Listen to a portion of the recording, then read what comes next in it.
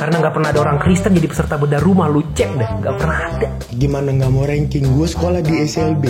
Tapi gara-gara reformasi, keluarga gue jadi nggak bisa milih lauk pauk. Dan begitu siang pertama saya nyampe Tangerang Selatan,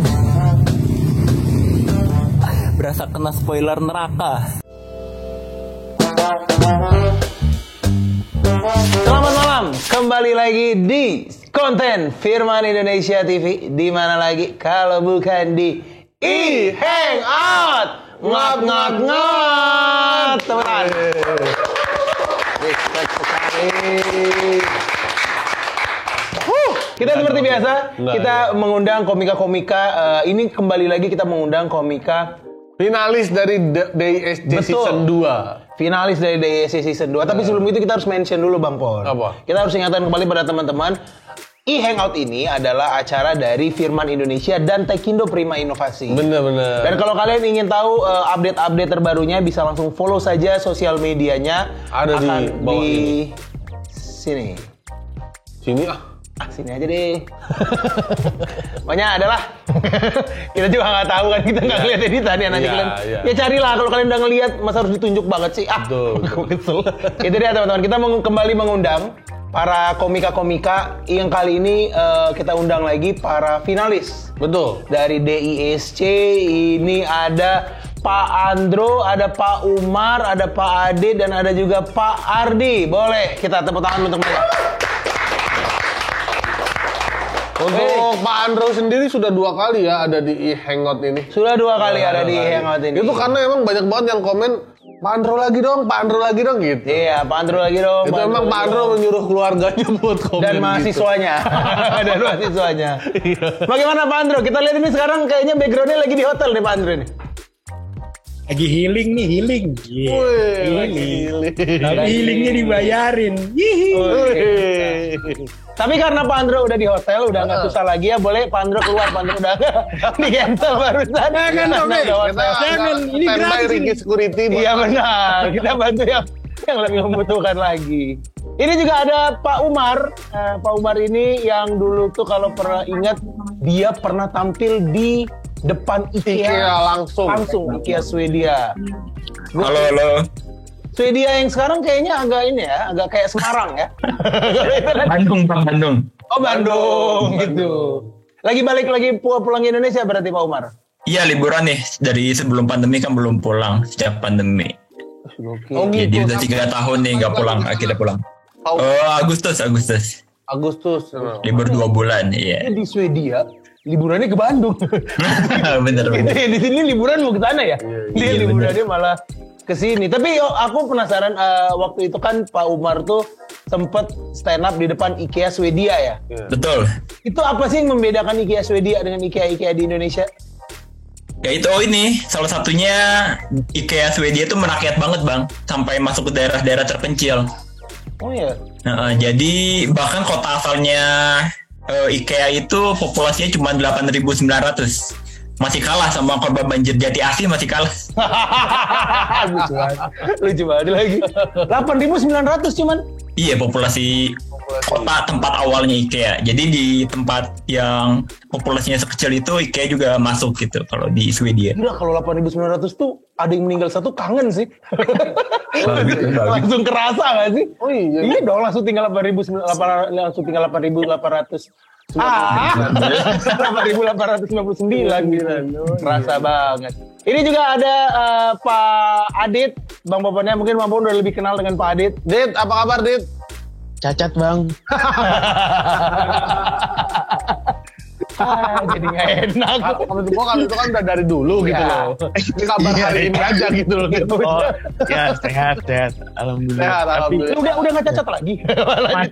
Masih demi Allah. Organ selain yang udah cacat begitu. Sehat ya Dit ya. Sehat ya. Sehat. Iya. Posisi lagi di mana nih Dit? Lagi di rumah Bang. Kalau nggak kemana-mana ya? Ribet. Susah ya. Iya. Berikutnya ini ada Pak Ardi. Pak Ardi Ramdhani. Sepertinya sedang ada di puncak Bogor ini Pak Ardi. Enggak, di Bintaro tempat kerja. Oh, emang lagi di lantai 2 aja ya? Emang di Lantai 2 aja. Karena belakangnya pohon gitu. Gak semua pohon puncak kan. Oh gitu ya, gitu. Soalnya kita tuh kalau ngeliat ada orang tuh belakangnya ada pohon, iya. puncak Bogor nih pasti ini.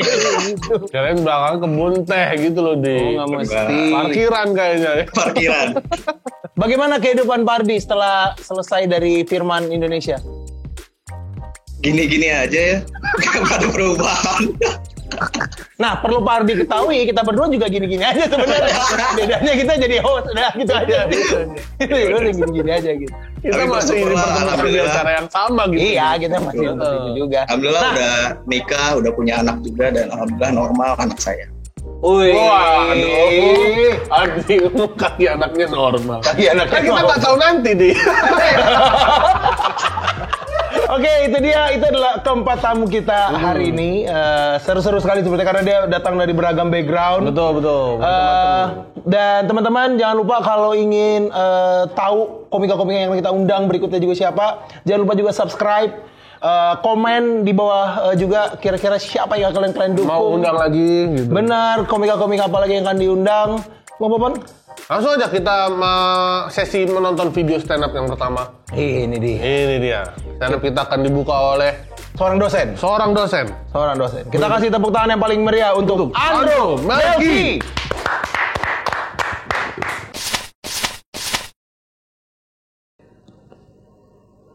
Lo kenapa sih, Dok?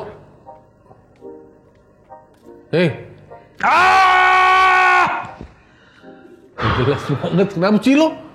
Lagi pusing banget Bang Pon. Pusing kenapa? Aku tuh lagi Bang. Aku gunting talinya. Nggak, aduh, gimana ya? Aku tuh bingung kan, aku tuh lagi baru nempatin rumah baru, Bang. Tapi barang-barang di tempatku tuh dikit-dikit rusak. Nggak tahu kenapa elektronik itu dikit-dikit rusak, dikit-dikit. Itu mah biasanya gara-gara tegangan listrik di rumah lu nggak stabil dulu. Pakai stabilizer aja. Stabilizer? Iya, di Firman itu ada banyak stabilizer yang bisa lu pilih buat lu pakai dong. Oh, itu berarti memang bisa buat ngebantu supaya elektronik di rumah kita tuh jadi nggak mudah rusak. Iyalah, karena aliran listriknya tuh masuk ke stabilizer dulu, baru ke aliran alat listriknya, jadi aman. Ah, tapi bedanya apa stabilizer biasa? Kenapa harus Firman? Nah, gue mau rekomendasiin ini nih stabilizer Firman SPC 1000 VA yang memiliki kapasitas 1000 volt ampere. Stabilizer ini dilengkapi dengan indikator analog, jadi lu bisa mantau nilai tegangan yang sedang distabilkan. Terus stabilizer ini punya dua input voltage yang ukurannya 50 sampai 130 volt dan 140 sampai 260 volt. Selain itu, stabilizer ini juga mempunyai dua output voltage berukuran 110 volt dan 220 volt yang bisa dipakai sesuai dengan kebutuhan lo. Oh, jadi bisa dipakainya fleksibel banget ya, Bang ya? Bener dong. Emang ini bisa dipakai buat apa aja sih, Bang? Elektronik apa aja sih? Semuanya bisa dong.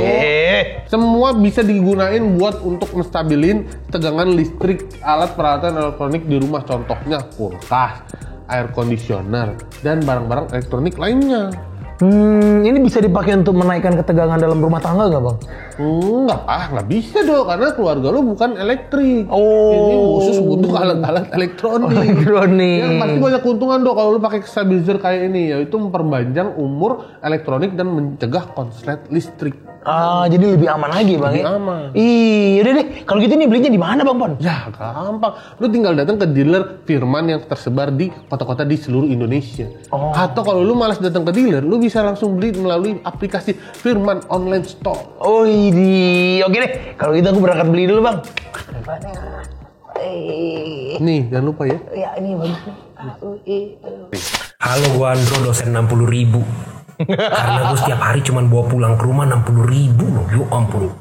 Gue ngasih duit sama istri gue cuma 60.000. Itu yang buat gue gak bisa kayak suami-suami lain ngasih duit sama istrinya pakai transfer, mobile banking.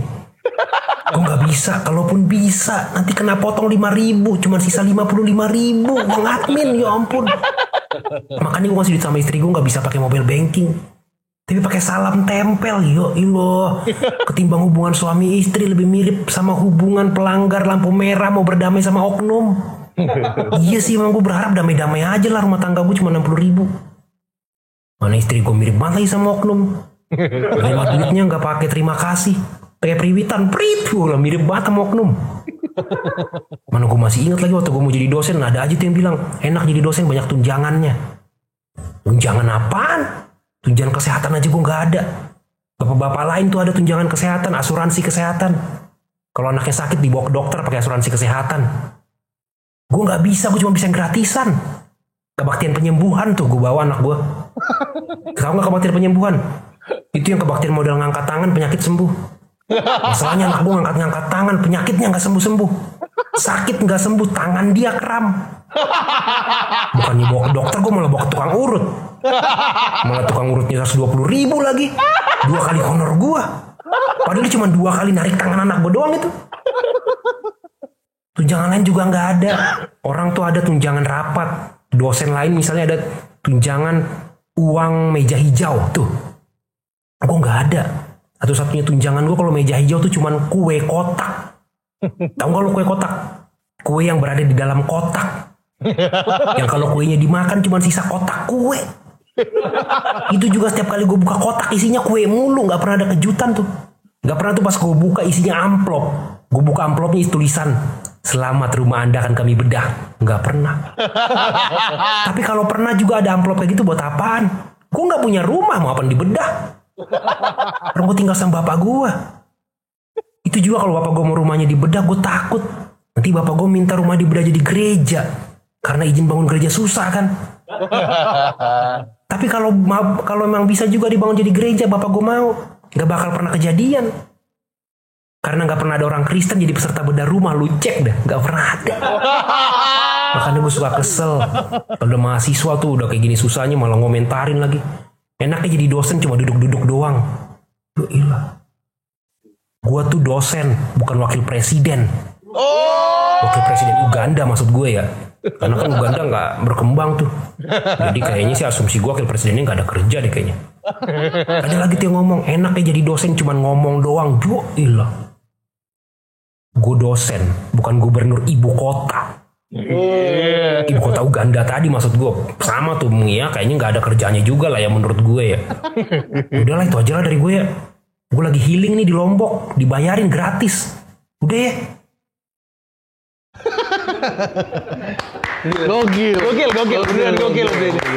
Gokil. Emang kualitas ya. Seorang tenaga pendidik. Itu sangat berisi materinya tuh. Gokil. Iya, sangat berisi. Ada selipan-selipan pesan-pesan moral. Betul. Di dalamnya tuh ada kritik-kritik sosial. Kayak, benar. Gila, gimana sih itu caranya tuh? Tapi yang perlu diakuinnya Pak Andro makin kesini tuh makin tajam ya. Benar. Kayak menurut gue sih ada hubungannya karena Pak Andro tuh sering stand up, jadinya keasah kan, jadi ini benar-benar tajam. Karena kayaknya ahli banget dalam hal stand up online begini dong, yang kayak via video gitu loh. Iya benar. Gue pribadi sendiri agak susah dalam menyampaikan emosinya gitu.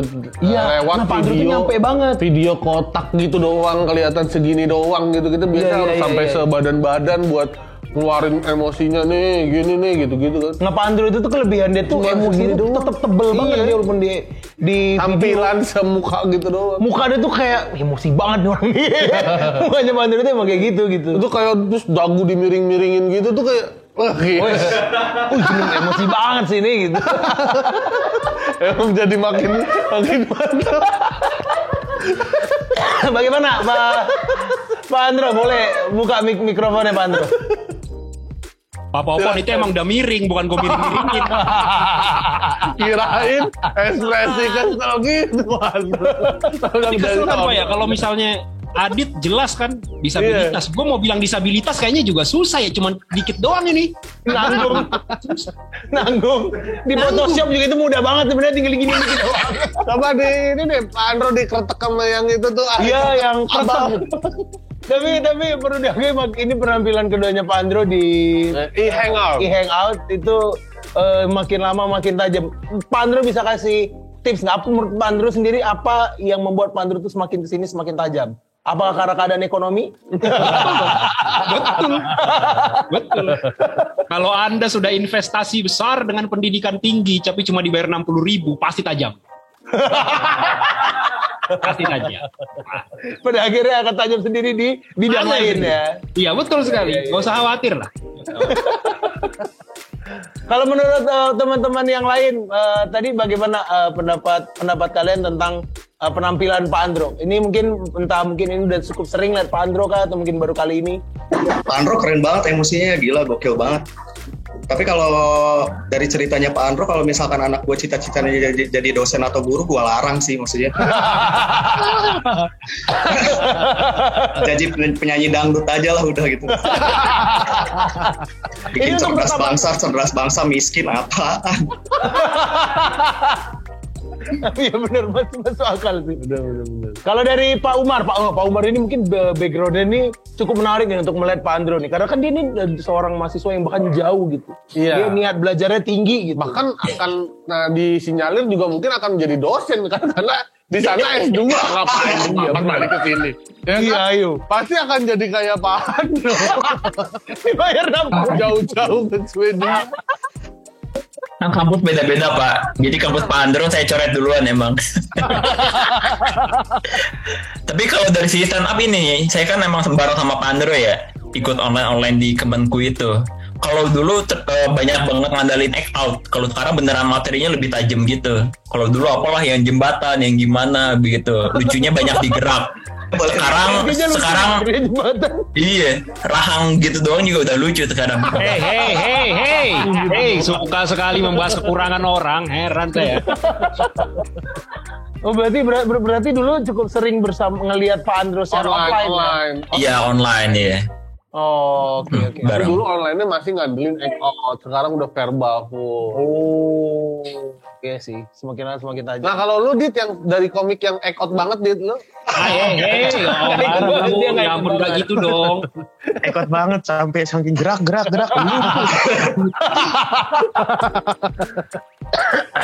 Gimana ngelihat Pak Andro yang katanya sekarang semakin tajam dia tuh di online gitu. Untuk Bang Ade sendiri, apakah karena banyaknya kompetisi online di Indonesia, apakah merasa lebih terbantu? Iya, semakin kelihatan uang tenaga pendidikan kurang, makanya stand up-nya ditajemin biar menang-menang lomba. Iya, emang seperti itu kekurangan. Makanya tajem banget, luar biasa. Oh, orang kalau udah lapar tuh tajem memang pasti, gak bakalan gak tajem. Selalu sih akhirnya ngeliat dosen temperamen. Tapi nih kalau sekarang nih lagi di Lombok dalam rangka apa nih Pak Andro? Lomba stand up Pak, ada Universitas Al-Azhar ngadain kompetisi stand up. Oke. Jadi masuk 10 besar. Masuk 10 besar. Dikirim kalau yang 10 besarnya, 3 besarnya itu kita masuk 3 besarnya dibayarin. Oke. Dibayarin ke Lomboknya Pak. Ini berarti Pak Andro udah masuk 3 besarnya dong? Udah selesai tadi Pak lombanya Pak. Oh udah besar. Oh menang Pak Andro. Ya puji Tuhan alhamdulillah juara 1 Pak. Gila, ngeri. Wah itu belum pernah tuh lomba yang sampai keluar kota dibayar juara 1 lagi. Wes langsung dibuffering-bufferingin sombong. Langsung udah nggak niat lagi ikut Firman gitu banget mainnya. Tadi lancar loh, ayo Pak Andro. Itu nggak buffering sebenarnya, dia cuma sengaja aja kayak gitu. Keren gak nih gitu. Kalian bisa apa sih? Tapi agak ini juga ya, lomba yang diadakan oleh Universitas Al-Azhar, Universitas Islam, dimenangkan oleh Pak Andro, dosen Kristen. Mana kalian saudara-saudara muslimku? Kalian tawa kepada jokes Kristen itu haram. Nanti kita ngobrol-ngobrol lagi sama Pak Andro terkait lomba yang dia menangkan. Menarik. Ini penampilan stand up yang kedua, kita beri tepuk tangan yang meriah kepada teman kita dari Stand Up Indo, Jakbar, untuk Adi. Halo, kenalin nama gue Adit. Terima kasih Firman Indonesia karena udah ngasih gue kesempatan buat tampil di YouTube mereka lagi. Karena gue dikasih kesempatan yang kedua kali. kali ini gue stand up mau menampilkan yang beda. Gue nggak stand up di kursi roda, tapi sumpah demi Allah, gue masih cacat. Dan buat sekadar informasi, gue tuh udah ikutan kompetisi di Firman dari DISC season 1. Season 2 ikutan lagi, gagal juga. Ini membuktikan bahwa nggak selamanya orang difabel tuh hoki ya. Ada juga yang sial-sial gitu. Yang paling sakit hati adalah DISC season 2 gitu. Gue ikutan, satu langkah babak lagi, gue dapat YMAC. Kalau misalkan gue dapet YMAC, mungkin gue adalah orang difabel pertama yang punya YMAC gitu. Itu tuh bisa dibanggain gitu sama teman-teman difabel lain gitu. Gue udah nyeting tuh kalau misalkan gue dapet YMAC, kira-kira ban kursi roda gue ganti tuh pakai YMAC gitu, biar gue sehari-hari ditarik YMAC gitu. Tapi segagal-gagalnya gue dalam hidup, tapi gue nggak pernah nyerah gitu. Gue pengen ikutan lagi di season 3, season 4, bahkan sampai season 1000. Gue baru berhenti lomba DISC kalau misalkan gue sembuh, karena emang materinya udah habis aja gitu. Segagal-gagalnya gue dalam hidup, tapi gue pernah ngerasain momen-momen juara. Waktu sekolah dari kelas 1 sampai kelas 4 gue ranking terus. Gimana gak mau ranking, gue sekolah di SLB. Temen kelas gue satu kelas autis semua. Buat gambarannya, kalian ada yang tahu Dewangga gak? Yang video interviewnya nggak tahu, males mau beli truk aja. Nah, temen gue kayak gitu, tapi satu kelas orang autis pada ngumpul. Ada yang jadi ketua kelas, ada yang jadi bendahara, ada juga yang jadi tipek. Bukan penghapus tapi band tetet. Jarang-jarang kan dia difabel joget. Tapi yang paling kacau adalah bendahara kelas gua. Setiap gua kasih uang ke dia, selalu disobek anjir. Setelah disobek baru ditulis, Adit 2000 lumayan buat beli truk. Wah kacau. Tapi karena gue juara di kelas, gue tuh sampai dikirim sekolah buat ngewakilin sekolah lomba balapan kursi roda. 2 minggu gue latihan kursi roda. Hadiah yang gue dapet cuma buku gambar A3 sama pensil warna Faber-Castell. Yang lebih ngeselin, ada temen gue, dia tunanetra, lomba nyanyi, dikasih uang saku sama sekolah dengan alasan waktu lomba dia all out. Kata gue jelas, orang buta kenapa nampilnya perfect? Karena waktu manggung dia gak grogi, orang gak ngeliat penonton, manggung aja udah. Karena gue juara di sekolah, gue tuh sampai dikasih kesempatan buat nonton Asian Para Games. Ya Allah, gue seneng banget. Akhirnya gue ngeliat orang cacat dari Thailand. Kapan lagi lu ngeliat orang difabel wajahnya oriental gitu? Makin kesini gue tuh makin seneng observasi dunia disabilitas. Kayak gue baru-baru ini nemuin fakta, ternyata ada satu menteri yang memaksa teman tuli berbicara. Kenapa gue bilang temen? Karena gue sama orang tuli sama-sama difabel. Kalau ibarat musik, hitungan ini kita satu genre. Gue nonton video itu sampai habis, gue perhatiin Bu Risma tuh di sana maksa banget orang tuli buat ngomong. Ini kan sama aja kayak lu ketemu pasien kanker, tapi lu ngarepin dia gondrong. Ya bisa sih, cuma kan harus nunggu mukjizat ultimate gitu dari Tuhan. Dan gue yakin teman-teman tuli juga sebel, juga kesel ya. Cuman mau gimana, mereka gak bisa demo, mereka gak bisa speak up, karena suara mereka udah dibungkam sejak lahir. Emang sekarang materi-materi stand up gue tuh suka menyerang-nyerang difabel gitu. Tiap kali gue bikin materi stand up, gue tuh selalu kepikiran bukan sama punchline-nya, tapi sama masa depan gue. Karena gue belum nikah dan gue cuman takut punya anak kondisinya jauh lebih cacat daripada gue. Masa iya bapak anak jadi stand up komedian? Gue sama anak gue jadi stand up komedian, istri gue jadi apa? Jadi gila. Kok bisa ada 2 difabel dalam satu rumah? Terima kasih, gue Adit. Aduh, gila. materinya. Kita yang mau ketawa tuh, aduh. Gue tuh ada kayak tadi, gue ketawa terus gue berhenti kayaknya gue salah. Iya, kayaknya salah deh ketawa ini. Aduh, apalagi pas. Nah, maksud gue yang bawain materi dia loh. Jangan sampai gue cuma ketawa nggak masalah. Iya loh, buat teman-teman ya. Ini ketawanya mungkin diedit sama Firman karena kita nggak ketawa dari tadi gitu. Kita kecewa sebenarnya. Cari aman. Aduh, lucu banget. Nah, maksud gue kok lu bisa curang banget lu dimasukin di sekolah kayak gitu, Dit. Bukan curang. Ya curang kan dia nggak autis. Iya sih, tapi kan dia Mungkin tujuannya investasi panjang kali buat premis-premis stand up gitu. Oh, memang sengaja ditaruh gitu ya. Emang brengsek juga berarti keluarga lu. Gua kayak, ya pantesan lu juara, temen-temen lu begitu semua. Iya. Iya lu tapi biasanya lo orang-orang yang kayak gitu tuh justru dia tuh sebenarnya cerdas banget. Iya, dalam bidang tertentu kayak si Dewangga kan dia juara dalam hal apa? Bulu tangkis. Ya udah, bagaimana pendapat teman-teman yang lain? Nih, pada main aman semua. Nggak ada yang Oh, enggak, boleh. Gue bisa. Ada kan sebenarnya di kepala kalian kan. Jangan kami berdua doang dong. Bisa, nggak apa-apa. Ayo, bisa. Bagus. Bisa. Apa Kan tadi lo bilang, Dit, lo mau ditarik sama Wemek kan? Iya, Pak. Aduh. Siapa yang berdiri di atas Wemeknya, Dit? Udah gue ya, udah gue. Bisa jalan, Doi. Udah, Gue yang penting gak gaji buta dah gue. Udah gue. Nyerangnya Waymack tetap aman juga. Dari Pak Ardi, silakan. Anak saya baru lahir, jadi saya no comment dah kayaknya. Karena iya benar bagus di pilihan lo itu bagus karena gini.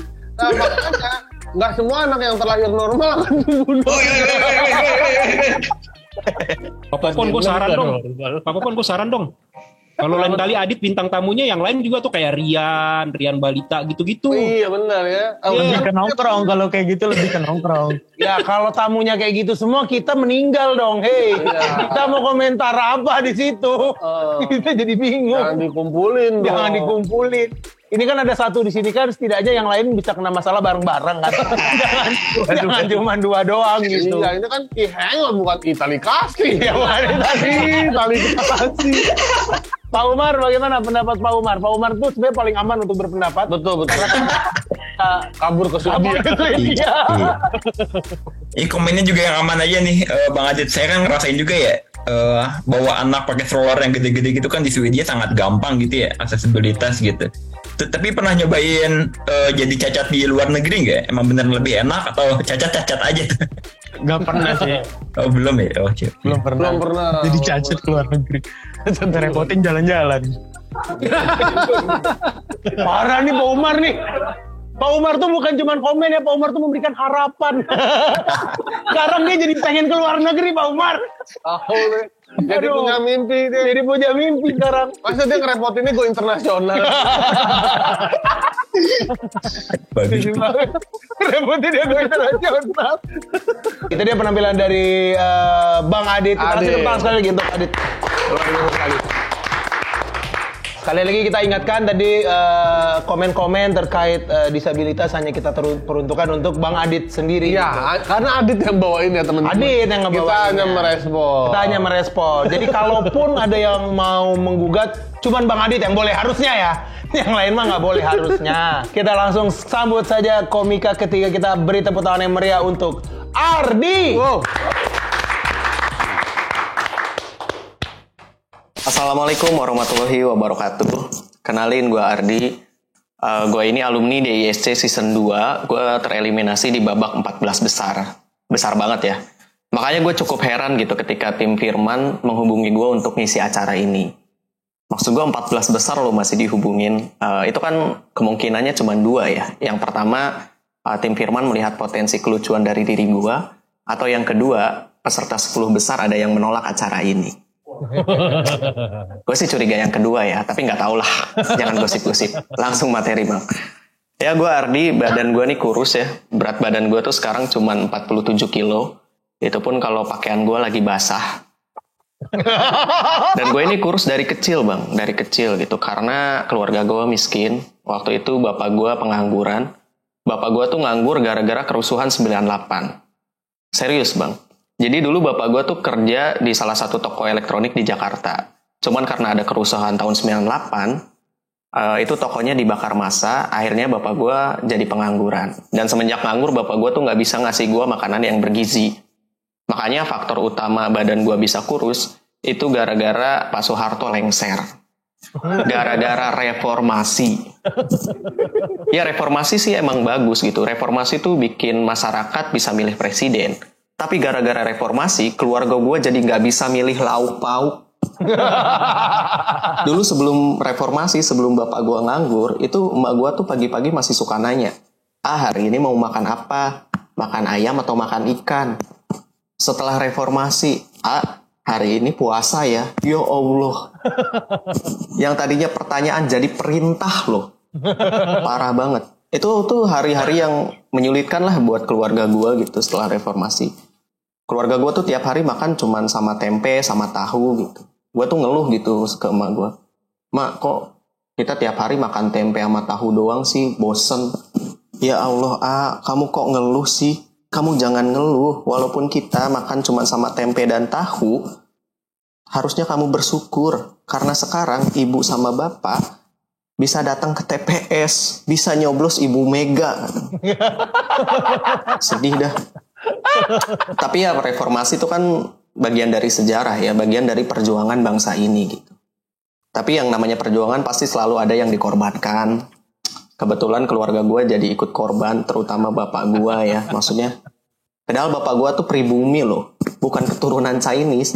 Bapak gue tuh pribumi yang kerja sama Chinese gitu doang. Jadi pengangguran loh 3 tahun dia. Ya gue kurus dari kecil gitu bang, karena badan gue kurus nih, gue nih jadi anak yang lemah lah. Lemah dalam kegiatan-kegiatan yang berhubungan dengan fisik gitu, kayak olahraga gitu. Gue lemah banget. Gue pas SD tuh kalau pelajaran olahraga payah banget bang. Bener. Makanya mata pelajaran olahraga adalah satu-satunya mata pelajaran di rapot gue yang nilainya cuma 5. Yang lain mah 3. Yang 2 juga ada sih. Ya itulah gue. Udah lemah bego lagi. Thank you. Woi. Gokil. Tadi Pak Adit ngeliatin itu cuman kurus doang bilang lemah. Belum ngerasain jadi gua. Ini baru lemah gitu katanya kalau nggak salah, mungkin salah ya. Jadi mengadu domba lu. Bang Babur nggak support tadi, support dong bang. Kalau kayak gitu kan, jadinya aku jadi jahat sendiri. Bang Babur mah nggak asik, tiba-tiba kayak gitu mainnya. Aku support terus padahal bang. Kayak gitu dong kan. Iya. Mantap. Oh jadi itu kita belum sempat lanjutin obrolan sama Pak Andrew, tapi nanti ya. Nanti ya. Ini dulu. Ya ada Ardi dulu, gokil. Satu-satunya orang yang tidak bahagia dengan reformasi ya. Padahal berapa ribu orang, berapa ratus ribu orang seneng loh do. Ada reformasi. Adanya reformasi akhirnya bisa menggulingkan kekuasaan dari rezim Orde Baru. Dia enggak. Mungkin Pak Ardi ini satu-satunya, mungkin malah dari Pak Ardi sebenarnya datang kalimat pena zamanku tuh. Iya. Dari Pak Ardi.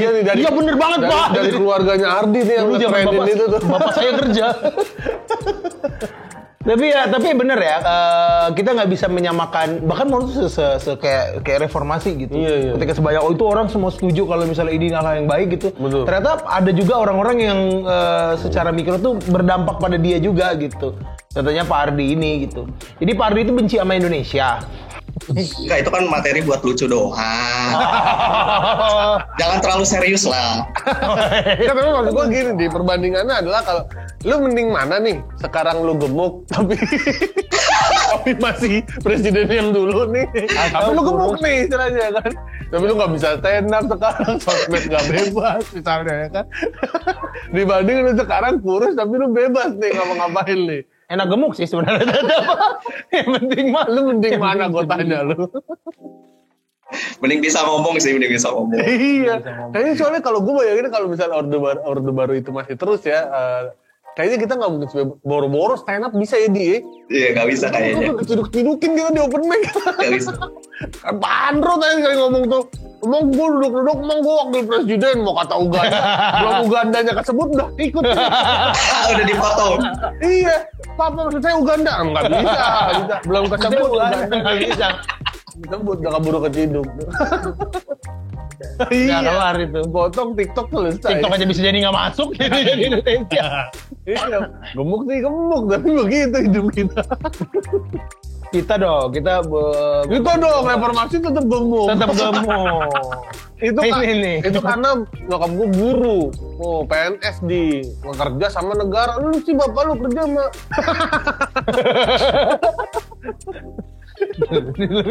Ih, parah banget sih. Apa lu baru-baru? Gila. Bener. Tadi belum selesai tadi statementnya Bang Popon. Dia enak banget dia ngetes ombak dulu kira-kira Aldo nyaut apa enggak. Kalau enggak nyaut enggak dilanjutin. Itulah mungkin ini adalah bentuk inilah di penebusan dosa keluarga lu ya.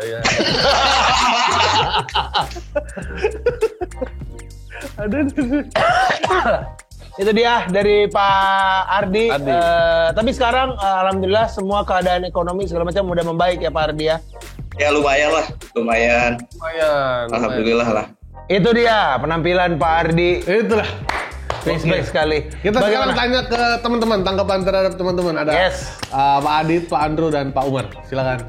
Ardi tuh dari dulu kerennya gitu ya. Setupnya tuh tebel. Jadi kita tuh kebawa ceritanya gitu, kebawa ceritain. Jadi pas putusnya, pas patahnya, kayak yang tiba-tiba jatuh gitu. Kayak tiba-tiba jatuh gitu. Karena asik kebawa ceritanya tadi. Keren Pak. Keren Pak. Kayak ini Pak, kayak Cing Abdel. Setupnya tebel gitu setupnya. Masuk ke punchline-nya tiba-tiba jatuh gitu. Berarti kita harus panggil Cing Ardi berarti. Nggak harus. Tapi ya benar sih, aku setuju sih. Memang setup yang benar-benar emosinya dapet, ceritanya juga dapet, bikin kita ngikut tuh kayak punchline-nya kecil pun kerasa banget jadinya. Karena memang dia udah bisa bikin kita masuk ke theater of mind-nya dia gitu. Betul. Itu dia sih. Sama ini Pak Ardi, lo tadi bilang bokap kan kerja sama ini Pak Ardi ya, sama Cina ya? Iya. Kenapa ditangkap gitu kan? Jadi maksud lo kalau yang Cina nggak apa-apa ditangkap nih? Enggak. Enggak, Pandro, bapaknya Bang Ardi itu nggak ditangkep, cuman jadi nganggur kan? Ya, betul. Oke, itu dia pendapat dari Pak Andro. Sekarang kita tanya pendapatnya dari Bang Adit. Gimana Bang Adit? Bang Ardi tuh setiap kali gue nonton dia stand up, gue selalu kagum gitu sama tipe joke dia gitu. Dia tuh nulis materinya rapi banget gitu. Dia tuh tipe komik yang setupnya panjang, rapi, punchline-nya gitu. Kebayar kita nontonnya gitu sih. Gue seneng tuh sama tipe-tipe komik yang kayak gitu karena kan dia ada di Celduk gitu, semuanya main diksi, Celduk tiba-tiba ada dia gitu, beda sendiri. Dia paling beda emang di komunitasnya dia sendiri. Celduk ya. Istilahnya dia kayak dianggap satu-satunya komik yang normal ya di Celduk ya. Iya, benar kan normal tuh. Nggak tiba-tiba diksi. Pokoknya jokes-jokesnya aneh-aneh gitu ya, absurd. Dia tuh termasuk yang normal aja gitu materinya. Dan akhirnya jadi menonjol gitu. ya. Iya. Ya emang Ardi juga waktu keberadaannya di setiap kompetisi tuh cukup mengancam loh. Waktu di DISD awal-awal sempat dapat pujian Adriano Colby. Iya benar. Iya. Ardi nih ngeri banget nih. Tapi ya benar sih, setiap ada kompetisi kalau ada Bang Ardinya tuh kayak terasa terancam. Iya. Tapi cuma terasa doang ya, enggak. Mengancam itu sebenarnya gitu. Benar mengancam. Aduh. Cuma terasa mengancam gitu. Bagus, adu LPM mah kalah tetap. Emang bukan tipe komik lomba. Iya. Berikutnya ada tanggapan dari Pak Umar. Iya, setupnya tebel ya. Kantornya yang kelihatan tipis tuh makin malam. Dari jendela udah jendela lagi. Mantap Mbak Ardi. Saya jarang nonton tapi sepakat selalu suka. Gokil. Kita atur kali ini Pak Ardi. Respect sekali. Kita berarti langsung ke komika yang terakhir berarti. Betul. Komika terakhir ini dia adalah orang yang pernah stand up di depan IKEA-nya langsung. Kita kasih tepuk tangan yang paling meriah untuk Umar Hanif.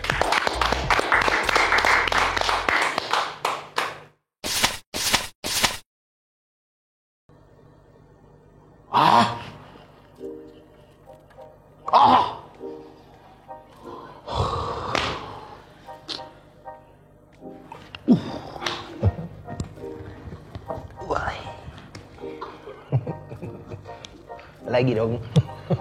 Tanya dulu dong, pusing dong.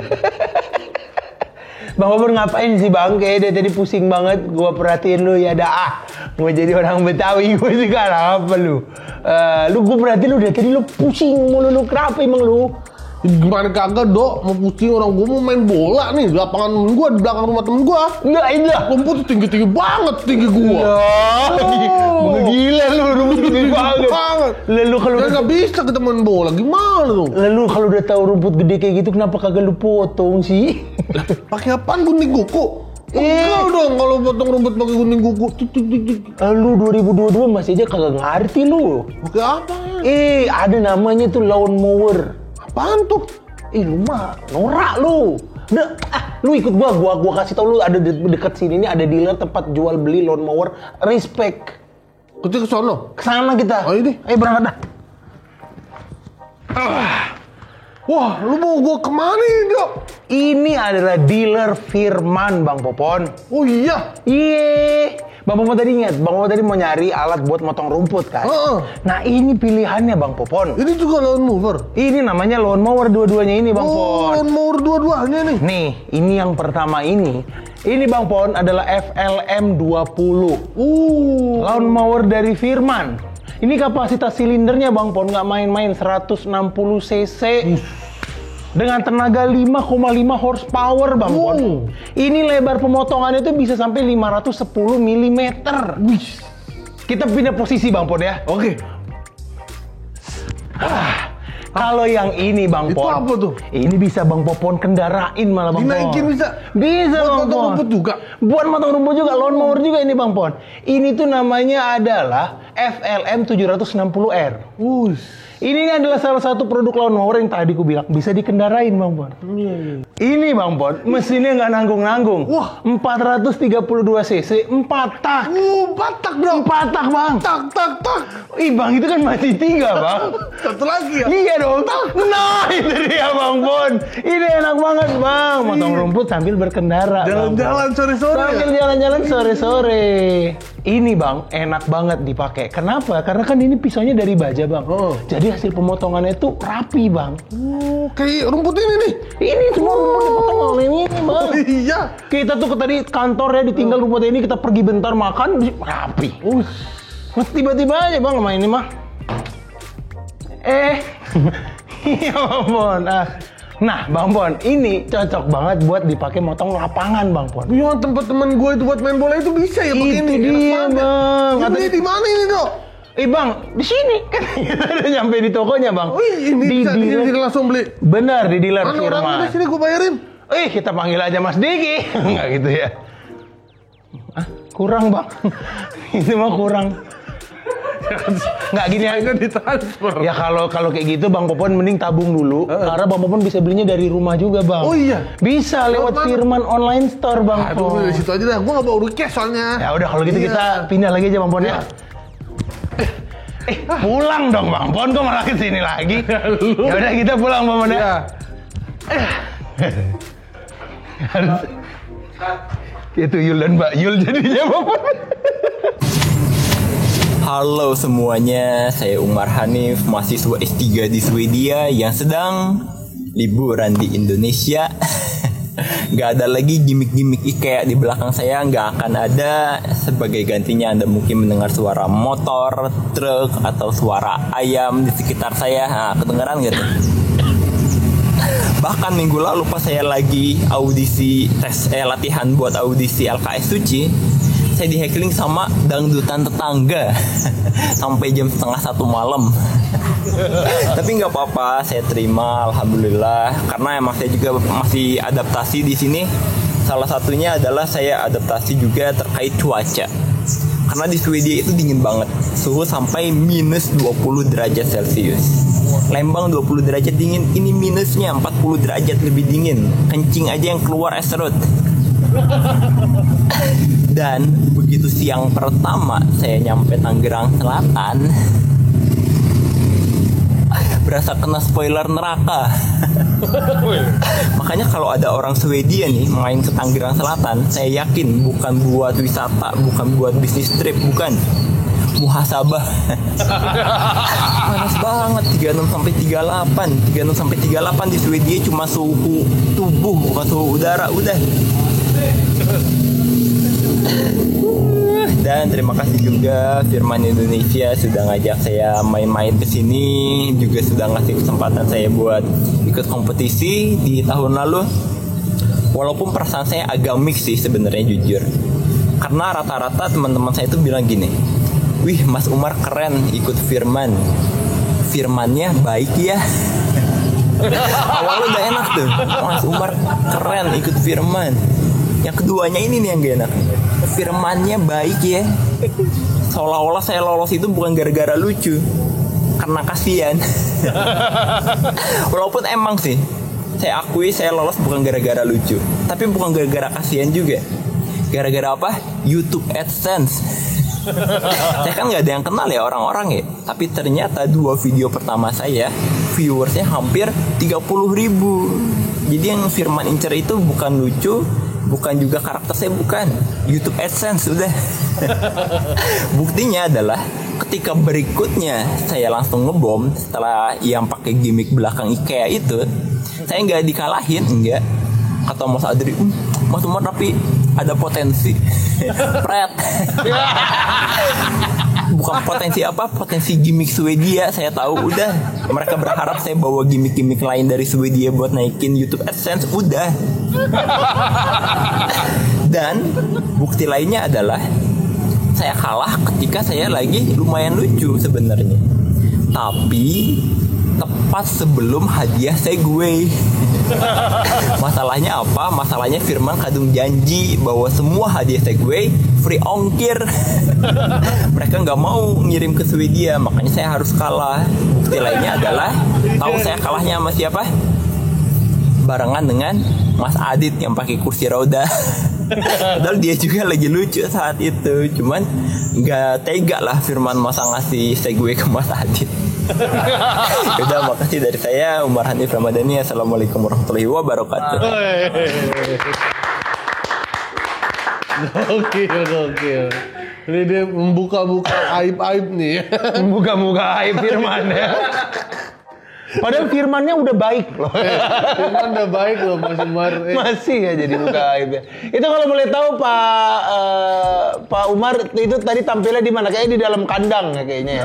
Iya, di sebelah kandang ayam mertua di Gunung Sindur, dekat BSD sana. Gunung Sindur, kandang ayam mertua. Kenapa? Gak ada tempat lagi bang. Gak ada tempat lagi bang itu. Nah, aku tahu sebenarnya itu ada tempat lagi, tapi di dalam sana kan banyak anggota keluarga dan malu kan. Ambil di situ kan. Kita semacam itu kan sebenarnya. Ciri khas stand up online nih. Iya benar. Aku tuh dulu pas yang di ISC itu awalnya tuh aku di indoor, kan ada yang ngomongannya Bang Rigen kok stand up-nya di luar, jangan di luar makanya. Yeah. Nah aku tuh pas di indoor tuh lagi stand up tuh, ibuku tuh lewat tuh sambil kayak ngapain kok tuh dodo sambil ngepel. Bener. Jadi kayak ngedown banget ya maksudku. Heckling itu bener-bener kena gitu. Oh iya, akhirnya memang pilihan paling tepat bagi jeloteng, betul.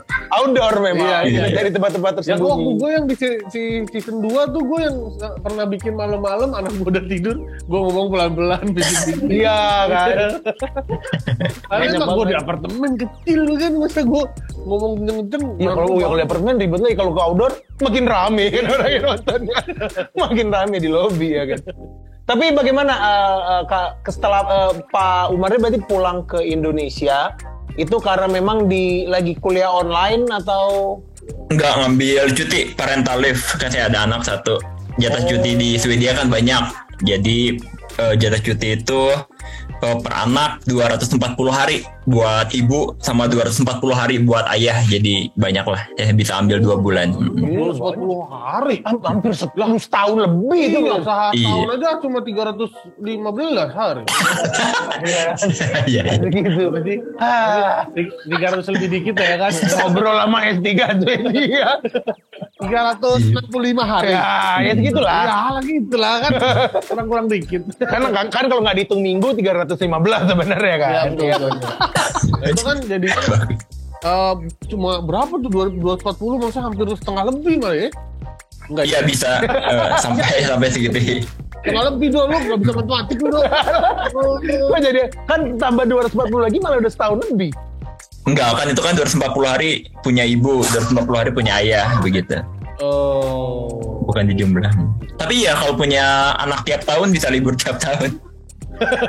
Oh iya juga ya. Tinggal seberapa sering aja punya anak. Nanti S3, gue tadi ngomong kayak awal-awal S2 dan S3 loh. S3. Nah itu pertanyaan yang aku yakin semua penonton tuh bertanya-tanya. Bang Ardi tuh udah S3. Bang Ardi. Bang Ardi. Bang Umar tuh udah S3. Kenapa Bang Umar masih stand up? Pertanyaan itu. Bang Umar tidak melihat 3 orang Bang Umar di bawah ini gitu. Jadi sebenarnya punya alasan kuat kenapa kita stand up Bang Umar. Bang Umar kenapa datang ke skena ini gitu. Sebenarnya dari S1 udah tertarik. Awal-awal Suci itu kan udah tertarik. Cuman ya keresahannya baru banyak menumpuk ketika di Swedia dan di S3 baru lebih banyak mengamati sekitar lah. Oh banyak nih yang lucu ternyata dari sekitaran sini gitu. Kalau kuliah dulu S1 gitu aja ngerasanya, jadi nggak berani sampai dituliskan gitu, sampai diceritain. Kalau sekarang kayaknya banyak nih yang bisa diceritain begitu. Oh berarti udah lama ya Pak Umar ikut stand up sebenarnya ya? Ngikutin ya, tapi kalau baru nyoba pas pandemi itu juga kebetulan lagi banyak yang bisa diamati, terus banyak stand up online menjamur, jadi pas lah masuknya dari sana. Oh, benar-benar masuknya dari online ya berarti ya? Iya, dari online ya. Iya. Dulu gue kalau S3 tuh bingung gue sama orang-orang yang ngambil S3, maksudnya gue kan gak pernah S3. Itu tuh kayak gimana sih, misalnya kayak orang S1, wah gue S1 nih masih kurang kayaknya, kerja masih kurang. Iya, itu menarik tuh. S2 kalinya ya, S2 deh, S2. Kita S2 lulus kerja kayak masih gini-gini aja. S3 kali ya, S3 gitu. Enggak, sebenarnya kalau saya sendiri ngerasa paling pinter tuh justru awal lulus S2.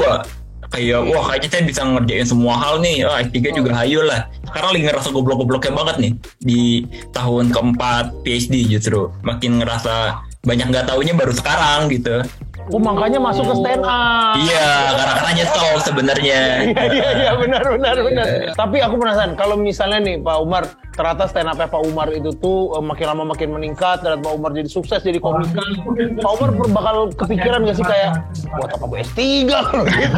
Iya. Nah, tapi kan nggak ada premisnya kan, yang awal kan materi beat gayung yang dipakai setiap audisi itu kan jadi lucu gara-gara saya nyebut S3 di awalnya kan. Oh iya. Jadi nggak akan masuk ke sini juga kalau nggak nyebut S3 dan materi gayung yang pakai rumus-rumus itu kan. Tapi emang kayak orang-orang yang makin tinggi ilmunya, pendidikan makin tinggi S3 kayak Pak Umar gini emang suka gitu kayak obser kemana-mana ya. Mungkin waktu dulu bisa jadi juga sempat ikut di Jerman ya. Jerman. Pas dia lagi gua ngitung-ngitung pesawat kayak apa. Bisa jadi. Sana kan ada dong. Siapa tahu, kita nggak ada yang tahu. Benar. Bisa jadi.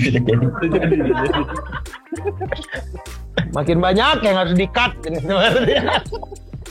Tapi nggak pasti, gue bayangin Pak Umar nih jadi ngedek B.J. Habibie gitu jadi. Keren juga. Di bidang apa nih Pak Umar berarti? Energi terbarukan. Itu tadi solar PV sama electric vehicle. Itu kalau misalnya Indonesia kan katanya digadang-gadang tuh bakal jadi kencang tuh di bagian EV-nya. Karena kita penghasil nikel. Ya kan, dan kemungkinan kalau misalnya Pak Andro masih menjadi dosen, dia bakal gitu-gitu aja pastinya. Kita lagi ngomongin Pak Umar kan. Kita lagi ngomongin Pak Umar sekarang. Nah kalau Pak Umar mungkin dia akan ada di field yang lagi tepat gitu. Jadi energy talk ya. Tapi ya gitu, sebelum saya stand up, waktu sempat pulang 2019 3 tahun lalu itu saya diundangnya emang ke kantor PLN pusat nih. Gara-gara stand up saya diundangnya malah ke sini. Jadi agak penurunan juga ya buat karir saya. Oh gara-gara stand up? Iya, jadi PLN udah gak manggil lagi nih. Yang dipanggilnya malah Firman, tapi gak apa-apa lah. Disuruh ngapain itu di PLN pusat? Bukan. Justru sebelum stand up, saya dipanggilnya sama PLN pusat presentasi terkait riset saya. Setelah stand up, saya dipanggilnya malah ke sini gitu. Oh gitu. Gak usah tepuk tangan berarti tadi. Nggak ada, kita nggak kontribusi apapun berarti. Kita nggak kontribusi berarti. Atau sengaja nih Firman ngundang Pak Umar karena emang Firman rencananya mau bikin alat yang pakai tenaga energi terbarukan bisa jadi betul. Siapa termasuk?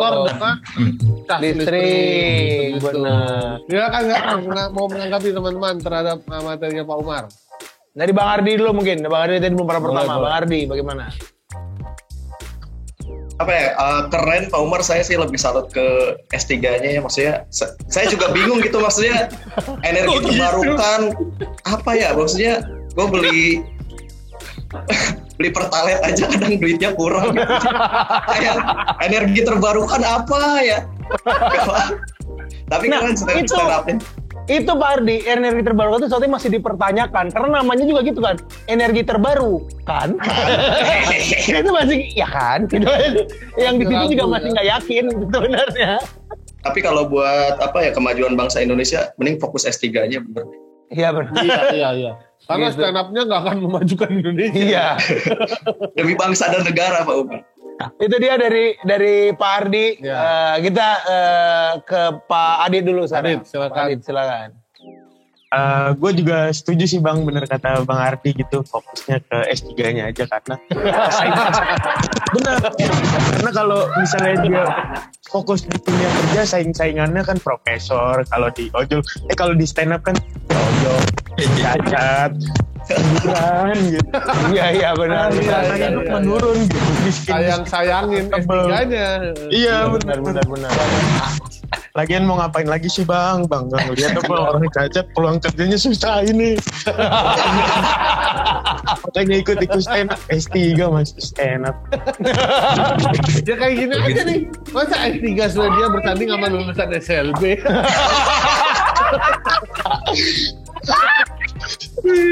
Salahnya barengan lagi ya. Aduh. Dan kemarin close back-nya barengan lagi ya? Iya. Gak tahu juga nih Bang Aditnya diundang bareng. Diundangnya bareng juga. Tahu gitu lebih dicela ya. Antara Pak Umar yang malu atau lu yang bangga Dit? Lebih ke dia yang malu sih. Sama S3 dia. Terakhir silakan tanggapan dari Pak Andrew. Pak Andrew sebagai seorang dosen dengan pendapatan sedemikian rupa. Gua kesel.